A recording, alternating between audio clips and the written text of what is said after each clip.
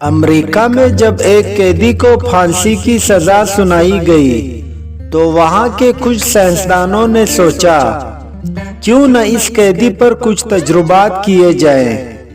قیدی کو بتایا گیا کہ ہم تمہیں پھانسی دے کر نہیں ماریں گے بلکہ زہریلے کوبرا سے ڈسوا کر ماریں گے۔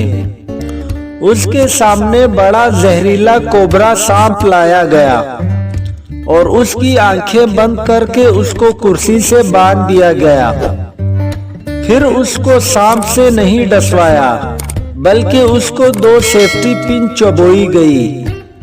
قیدی کی کچھ سیکنڈ میں ہی موت ہو گئی۔ پوسٹ مارٹم کے بعد یہ پایا گیا کہ قیدی کے جسم میں سانپ کے زہر جیسا ہی زہر ہے۔ اب یہ زہر کہاں سے آیا جس نے اس قیدی کی جان لے لی؟ ناظرین، وہ زہر اس کے جسم نے ہی صدمے میں جاری کیا تھا۔ اس رپورٹ کے بعد سائنسدان اس نتیجے پر پہنچے کہ ہمارے ہر عمل سے مثبت یا منفی توانائی بنتی ہے اور ہمارے جسم میں اسی کے مطابق ہارمونز تیار ہوتے ہیں۔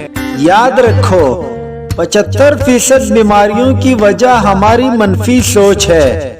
آج انسان خود ہی اپنی منفی سوچ سے خود کو ختم کر رہا ہے۔ 25 سال کی عمر تک ہمیں یہ پرواہ نہیں ہوتی کہ لوگ کیا سوچیں گے۔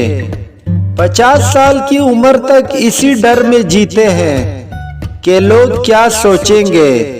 50 سال کے بعد پتہ چلتا ہے کہ کوئی ہمارے بارے میں سوچ ہی نہیں رہا تھا۔ لہذا زندگی بہت خوبصورت ہے، اسی لیے ہمیشہ خوش رہیں۔